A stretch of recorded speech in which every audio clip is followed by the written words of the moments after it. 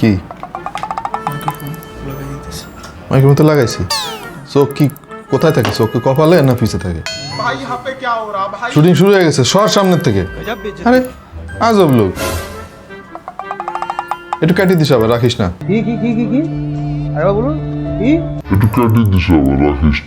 এগুলো আবার পরে সবাই দেখে মনে করবে যে আমি লোক ভালো না, তাই না? চল, ঠিক আছে।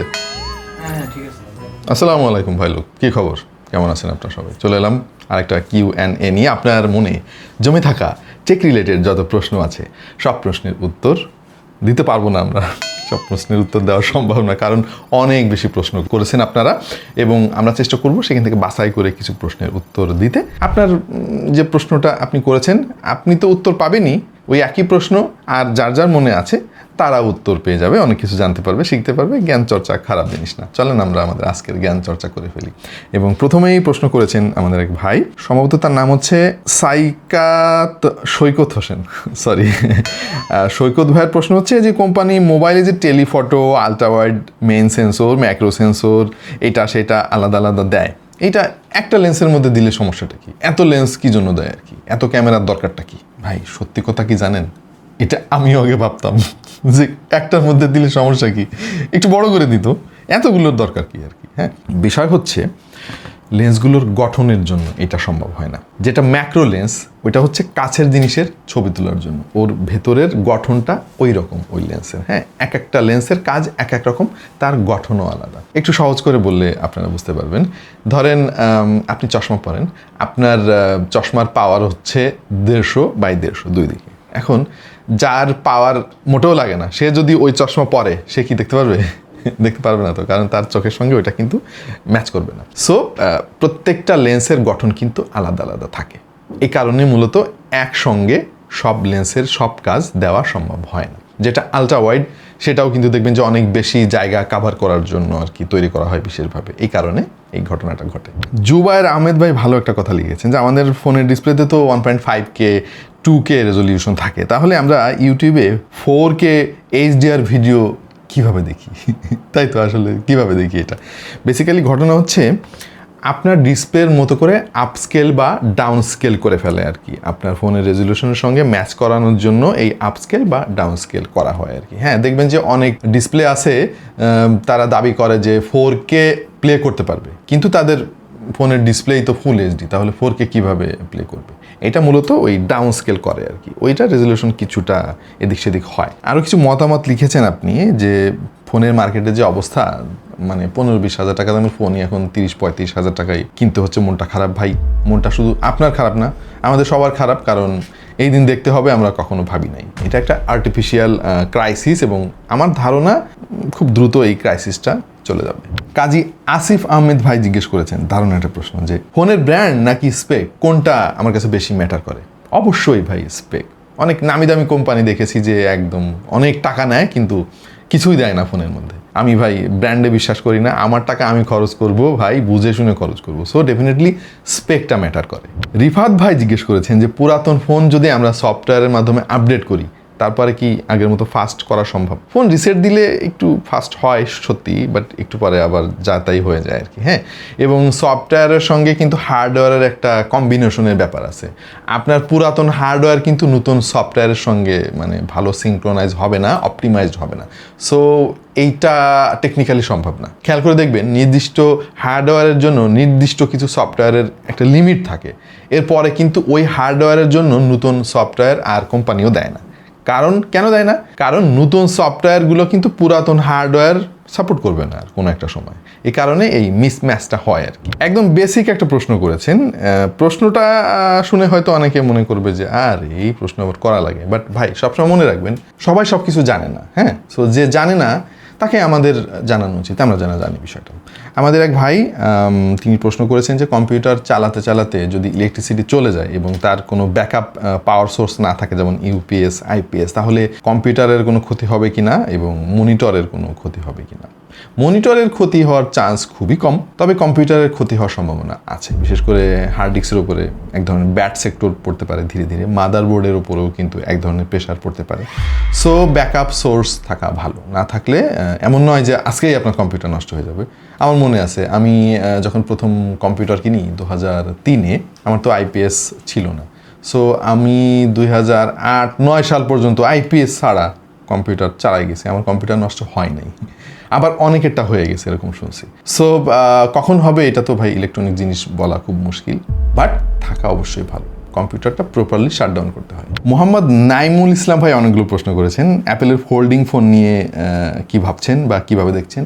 আমি খুবই আশাবাদী, কারণ অ্যাপেল কিন্তু কোনো একটা প্রোডাক্ট যখন একদম সেই লেভেলের কনফিডেন্স তৈরি হয় যে এটা সেরা একটা জিনিস হয়েছে, তখনই তারা বাজারে ছাড়ে। হ্যাঁ, দেখেন বাজারে অলরেডি অনেক কোম্পানির ফোল্ডিং ফোন চলে আসছে, অ্যাপেল মাত্র আনবে করতেছে আর কি। আমার আত্মবিশ্বাস যে অ্যাপেলের এই ফোল্ডিং ফোনটা একদম সেরা ফোল্ডিং ফোন হবে। 5-7 বছর পর ফোনের প্রযুক্তি কতদূর যাবে বলে মনে হয়, কেমন হবে? এটা বলা খুব মুশকিল, কারণ হচ্ছে টেকনোলজি এত দ্রুত ইভলভ হচ্ছে ভাই, মানে চিন্তা করার আগে চেঞ্জ হয়ে যাচ্ছে সব কিছু। সো 5-7 বছর পরে কি হবে এটা আগে থেকে বলাটা খুব মুশকিল, এই কারণে যে খুব দ্রুত চেঞ্জ হয়ে যায়। মানে কয়েক মাস পরে কি হবে আমরা আজকে চিন্তাও করতে পারতেছি না। বাট আমার কেন জানি মনে হয় যে ফোন জিনিসটা চেঞ্জ হয়ে অন্য কিছুতে রূপান্তরিত হতে পারে। যেমন ধরেন স্মার্ট গ্লাস কিন্তু ফোনের মোটামুটি একটা প্রতিদ্বন্দ্বী হয়ে যাবে খুব শীঘ্রই, অলরেডি শুরু হয়ে গেছে। মেটা গ্লাসের কথা তো আপনারা শুনছেন, ফোনের প্রায় সব কাজই করা যাচ্ছে। শেষ কবে ফিচার ফোন বা বাটন ফোন ব্যবহার করেছেন?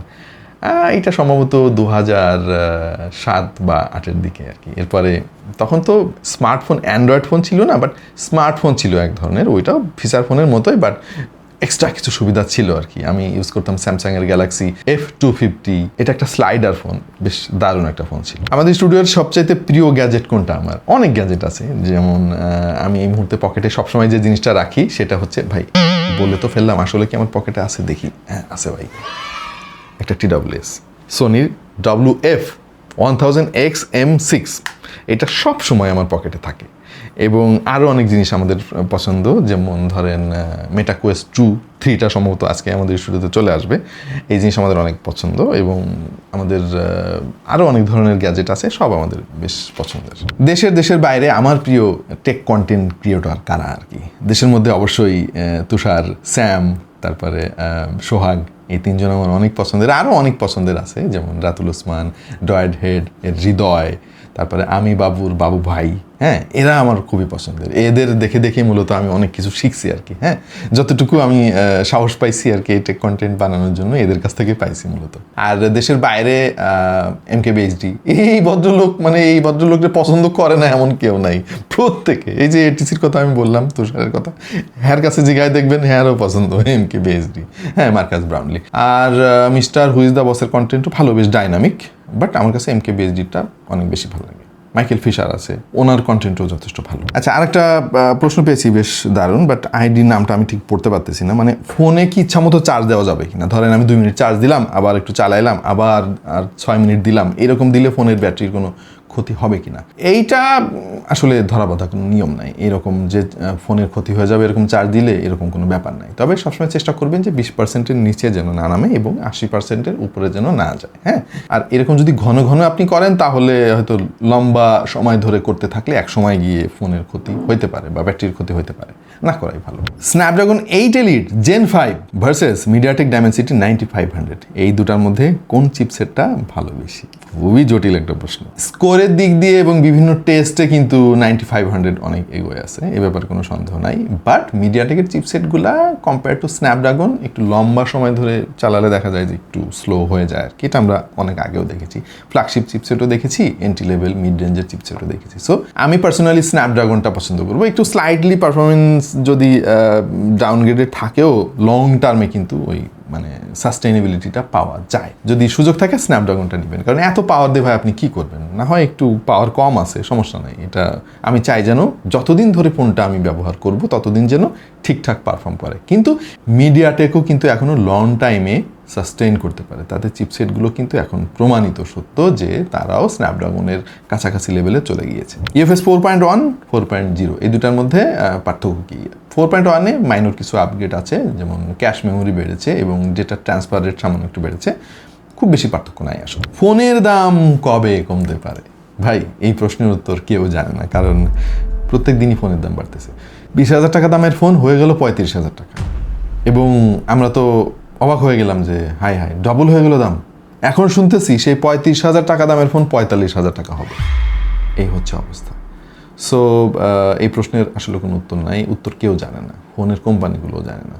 সো আমাদেরকে ওয়েট করতে হবে আসলে। আমার ধারণা 2026 সালে এভাবেই যাবে। 27 সালের মাঝ সময় থেকে মোটামুটি হয়তো জুন জুলাইয়ের পর থেকে একটু একটু করে ফোনের দাম কমতে পারে। আলটিমেটলি একেবারে কমে যাবে 2029 বা 30 সালে, এর আগে কিন্তু চান্স খুবই কম। আরিফ ভাই জিজ্ঞেস করেছেন যে সফটওয়্যার আপডেট একটা ফোনের জন্য কতটুকু ইম্পর্টেন্ট। ভাই অনেক ইম্পর্টেন্ট, বিশ্বাস করেন ভাই। কারণ একটা ফোন যখন ফোন কোম্পানি বিক্রি করে, ওইটা তো আপনার সঙ্গে তার একটা সম্পর্ক তৈরি হলো মাত্র, হ্যাঁ। এই সম্পর্কটা তারা চাইবে অনেক মজবুত হোক, যেন পরবর্তীতেও আপনি তাদের ফোন কিনতে চান। এই কারণে প্রত্যেকটা সময়ে তাদের ব্যবহারিক যে অভিজ্ঞতা সেটাকে বাড়ানোর জন্য অনেক কাজ করতে হয়। এটা একটা কন্টিনিউয়াস প্রসেস। ধরেন আপনার হার্ডওয়্যার একটা নির্দিষ্ট সফটওয়্যারে চলতেছে এবং আপনি কোনো আপডেট দিচ্ছেন না, একটা সময় আসবে তখন নতুন নতুন অ্যাপ যখন আপনি ইনস্টল করবেন, সেই অ্যাপ, সেই ইকোসিস্টেম, সেই সময়ের সমস্ত কিছু কিন্তু আপনার হার্ডওয়্যার হ্যান্ডেল করতে পারবে না। তার জন্য সফটওয়্যারের আপডেট দরকার। সফটওয়্যার হচ্ছে ভাই আমাদের মানসিক ব্যাপার স্যাপার আর কি, আর হার্ডওয়্যার হচ্ছে শক্তি। এখন আপনি যদি ধরেন আপনার গায়ে অনেক শক্তি, কিন্তু আপনি পড়ে আছেন সেই ধরেন 1990 সালে, আপনার চিন্তা ভাবনা ধ্যান ধারণা সব যদি 90 সালে থাকে, আর এই 2026 সালে আপনি বাস করেন, আপনি কি পরিবেশের সঙ্গে মানায় নিতে পারবেন ভাই? পারবেন না। আপনার গায়ে যতই শক্তি থাকুক না কেন, কোনো লাভ নেই।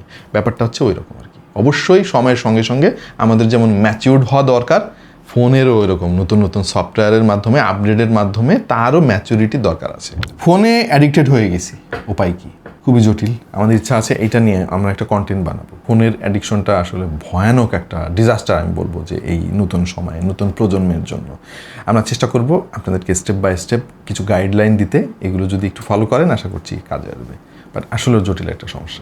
আচ্ছা, আমাদের এক ভাই আফসার আসিফ জিজ্ঞেস করেছেন যে রেডমি মোবাইলে কাস্টম গ্লোবাল, চাইনিজ রম, গ্লোবাল রম ইত্যাদি ইত্যাদি অনেক ব্যাপার স্যাপার থাকে, দামেও ভিন্নতা থাকে, কাহিনীটা কি আসলে? হ্যাঁ, সো এইটা বোঝার জন্য সবথেকে ভালো উপায় হচ্ছে যে এই যে ভিডিওটা দেখতেছেন, এই ভিডিওটা আমাদের চ্যানেলে আপলোড করা আছে, এটা খুঁজে বের করে দেখে নেন ভাই, এখানে ডিটেলস সমস্ত আলাপ করা আছে। আশরাফুল ইসলাম ভাই কিন্তু দারুণ একটা প্রশ্ন করেছেন। আশরাফুল ভাই কিছু মনে করেন না আর কি, মানে আশরাফুল তো নামটা বেশ ভাইরাল হয়ে গেছিল আর কি কয়েকদিন আগে, এই জন্য বললাম আর কি। ভাই ওই যে সবাই কিন্তু নাম্বার গেম পছন্দ করে, বুঝছেন? মানে মানুষ জানে যে 200 মেগাপিক্সেল দিয়ে কোনো লাভ নাই যদি সেন্সরের কোয়ালিটি ভালো না হয়। তারপরও সবাই চায় যে আমার ফোনে 200 মেগাপিক্সেল, 400, 500, 600 মেগাপিক্সেল দিক। ব্যাপার হচ্ছে যে আপনার যে লেন্সটা যেটা ইউজ করে আপনি ছবি তুলবেন, সেটার কোয়ালিটি ভালো না হলে মেগাপিক্সেল দিয়ে আপনি কী করবেন? মেগাপিক্সেল তো আপনার ওই ইমেজটার সাইজ তো বড় হইতেই পারে, কিন্তু আপনার লেন্স যে ডেটাটা নিবে, সামনের যে জিনিসটা দেখতেছে আপনার মোবাইলের লেন্স, সেই জিনিসটা যে সে ক্যাপচার করবে, যদি ভালোভাবে ক্যাপচার করতে না পারে তাহলে বড় হয়ে লাভ কি ভাই? এই জিনিসটা অনেকে বুঝে না, কিন্তু তারপরও সবাই চায়। এটা নাম্বার গেম, একটা মানে কনজিউমার সাইকোলজি এখানে কাজ করে মূলত। একটা মাল্টিপ্লাগে 2টা ফ্রিজ চালু রাখতে কেমন রিস্ক হতে পারে? এই যে এক্স্যাক্টলি এই প্রবলেমে আর কি আমি কয়েকদিন আগে নিজেই ভুগছিলাম। বেসিক্যালি প্রত্যেকটা মাল্টিপ্লাগ কিন্তু নির্দিষ্ট কিছু বিদ্যুৎ প্রবাহিত করার ক্ষমতা রাখে। যে তারটা আছে মাল্টিপ্লাগের, মানে মাল্টিপ্লাগ না, আপনি সম্ভবত এক্সটেনশন ক্যাবেলের কথা বোঝাইছেন আর কি, যে লম্বা তারের মাধ্যমে অনেকগুলো সকেট থাকে যে জিনিসটা, এটা হচ্ছে এক্সটেনশন ক্যাবেল। এটা যদি আপনি বোঝাই থাকেন তাহলে আপনাকে বলি, যে ক্যাবেলের মাধ্যমে বিদ্যুৎ প্রবাহিত হয় ওর মধ্যে কি পরিমাণে কয়েল আছে আর কি, যে তারের গজ আছে, এটার পরিমাপ কেমন এবং ওইটা কত ওয়াট পর্যন্ত বিদ্যুৎ প্রবাহিত করতে পারে সেটার উপরে ডিপেন্ড করবে যে আপনার রিস্ক কতটুকু। নর্মালি ধরেন 2টা ফ্রিজ যদি চালান, যেমন আমাদের বাসায় 3টা ফ্রিজ আছে, একটা ফ্রিজ ডিরেক্ট চলে আর 2টা ফ্রিজ আমি মাল্টিপ্লাগের মাধ্যমে কানেকশন দিয়ে দিচ্ছি। আমি যে মাল্টিপ্লাগটা ইউজ করি ওইটা হচ্ছে 3500 ওয়াট পর্যন্ত সাপোর্ট করে। সো আমার 2টা ফ্রিজ মিলে হয়তো সর্বোচ্চ 1500 বা 2000 ওয়াট পর্যন্ত বিদ্যুৎ কনজিউম করতে পারে পিক টাইমে আর কি। হ্যাঁ, সো এটা সেফ। বাট আপনি যদি সস্তা কোনো এক্সটেনশন কেবল কেনেন তাহলে কিন্তু ভয়ানক রিস্ক আছে, কারণ যে গজ আছে ওই তারের মধ্যে এবং ওইটা যদি কপার না হয়, নিম্নমানের তার হয়, তাহলে কিন্তু ওর মধ্যে দিয়ে বিদ্যুৎ প্রবাহিত হইতে পারবে না।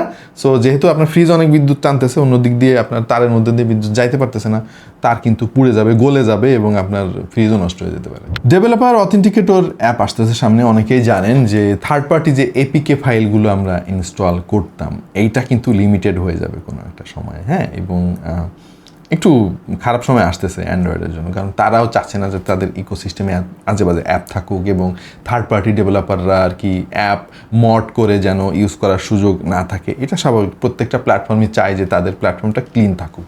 বাট এটা হলে যেটা হবে, আমরা অনেক সুবিধার হাত থেকে মানে বঞ্চিত হব আর কি। তবে আমার ধারণা যে কোনো না কোনো উপায় থেকেই যাবে সবসময় আর কি, একেবারে এগুলোর বন্ধ করা সম্ভব না। আচ্ছা, আর একটা খুবই ইম্পর্টেন্ট কোশ্চেন রঞ্জু আহমেদ ভাই করেছেন যে মোবাইলের সিকিউরিটি আপডেট দেয়, সফটওয়্যার আপডেট দেয়, কিন্তু ব্লুটুথের আপডেটের মাধ্যমে 5.4 থেকে 6 কেন দেয় না? বেসিক্যালি ভাই, আপনারা যারা জানেন বিষয়টা তারা তো জানেনই, বাট যারা জানে না আমাদের উচিত যে তাদেরকে জানানো, ভালোভাবে বোঝানো আর কি। হ্যাঁ, হাসাহাসির কিছু নাই। বেসিক্যালি ব্লুটুথ হচ্ছে একটা চিপসেট, হ্যাঁ, হার্ডওয়্যার। এটা তো আসলে আপডেটের মাধ্যমে নতুন সংস্করণে আনা সম্ভব না, কারণ এটা সফটওয়্যার বেসড না, এটা টোটালি হার্ডওয়্যার বেসড। ধরেন স্ন্যাপড্রাগনের পুরাতন একটা চিপসেটে তো আপডেটের মাধ্যমে নতুন চিপসেট বানাই দেওয়া যাবে না, কারণ ফিজিক্যালি তো সফটওয়্যারে আপডেট দিলে কোনো লাভ নাই আর কি। সো ব্লুটুথের ব্যাপারটাও ওইটা। ব্লুটুথ 5.4 একটা চিপসেট, 6 আর একটা চিপসেট। সো এটা হার্ডওয়্যার চেঞ্জ করতে হবে, এছাড়া আর কোনো উপায় নেই। মূলত এই কারণে আপডেট আসে না, তার কারণ হচ্ছে এটা আপডেটের কিছু নাই। এখনকার ফোনগুলোতে কুলিং চেম্বার থাকে, তারপরেও ফোন কেন এত গরম হয়? 50-60 হাজার টাকা দামের ফোনও গরম হচ্ছে। বিভিন্ন কারণে গরম হইতে পারে। প্রথমত কুলিং চেম্বার ঠিকমতো কাজ করে কিনা, সফটওয়্যারটা ঠিকমতো কাজ করতে পারতেছে কিনা হার্ডওয়্যারের সঙ্গে। আবার আমি দেখেছি যে নতুন অবস্থায় ফোন একটু হিট হয়, ধীরে ধীরে ওইটা আবার অ্যাডপ্ট হয়ে যায় আর কি, পরে আর হিট হয় না। যেমন আমার এই ফোনটাও কিন্তু শুরুতে অনেক গরম হইতো, আমি ভয় পেয়ে গেছিলাম, ভাবছিলাম যে হয়তো চেঞ্জ করতে হবে, ওয়ারেন্টি ক্লেম করতে হবে, কিন্তু ধীরে এটা আবার ঠিক হয়ে গেছে। আর যদি ঠিক না হয় তাহলে তো বুঝতে হবে যে ওই পার্টিকুলার ফোনের একটা সমস্যা, কারণ ফোন কোম্পানি যখন এগুলো ইমপ্লিমেন্ট করে অনেক টেস্ট করেই করে আর কি। হ্যাঁ, বাল্ক প্রোডাকশনের ত্রুটি থাকতে পারে, বিভিন্ন কারণে হতে পারে, বাট ইন জেনারেল এরকম হওয়ার কথা না। বাট হলেও এটা যেন অ্যাকসেপ্টেবল রেঞ্জের মধ্যে থাকে সেরকম হওয়ার কথা। ভাই এসকে সাইদ ভাই দারুণ কথা বলছেন ভাই। ফোন হাত থেকে পড়ে ডিসপ্লে ভাঙলে কোম্পানির ওয়ারেন্টি পাওয়া যায় না। আবার গরিলা গ্লাস কোম্পানি দাবি করে তাদের গ্লাস 9 ফুট উঁচু থেকে পড়ে গেলেও ভাঙবে না। এই মিথ্যা ট্রাস্ট আর কি, যে মিথ্যা দাবি, এর জন্য মামলা কার বিরুদ্ধে করবে আর কি, এটা জানতে চাইছে আমাদের এক ভাই। যাই হোক, আপনি একটু মজা করছেন, সেটা ঠিক আছে। এইটা একটা ভাই স্ক্যাম। এটা নিয়ে আমি একটা ভিডিও বানিয়েছিলাম যে গরিলা, হনুমান, কত রকমের গ্লাস প্রোটেক্টর দেওয়া থাকে। Glass is always glass. Jerry rig everything চ্যানেলটা যারা দেখেন তারা এই ডায়লগটা জেনে থাকবেন আর কি। যত শক্তিশালী হোক না কেন, গ্লাস হাত থেকে পড়ে গেলে ভাঙবে ভাই, এটাই গ্লাসের ধর্ম। হ্যাঁ, কিছু গ্লাস আছে ভাঙে না, ওইটার মানে গঠনের জন্য, কিন্তু ডিসপ্লের তো গঠন একটাই, ওইটা ফ্ল্যাট। সো যখন পড়ে, এমন কোনো অ্যাঙ্গেলে যদি পড়ে যে অনেক বেশি শক্তি অ্যাবজর্ব করতে হচ্ছে গ্লাসকে, সবসময় কিন্তু সে ওই শক্তিটা অ্যাবজর্ব করতে পারে না, সো ভেঙে যেতে পারে। সবসময় অবশ্যই একটা ভালো স্ক্রিন প্রোটেক্টর ইউজ করবেন, যেন ভাঙলেও স্ক্রিন প্রোটেক্টর ভাঙে, ডিসপ্লের কিছু না হয়।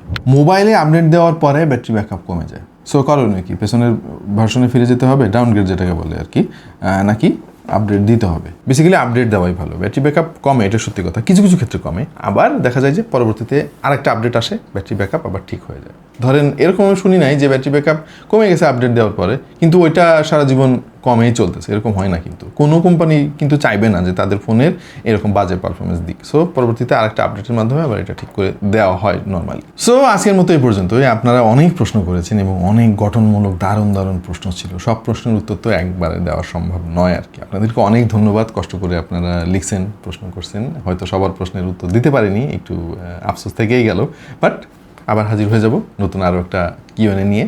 সে পর্যন্ত সবাই ভালো থাকুন, সুস্থ থাকুন আর দেখতে থাকুন টেক টু দ্য পয়েন্ট।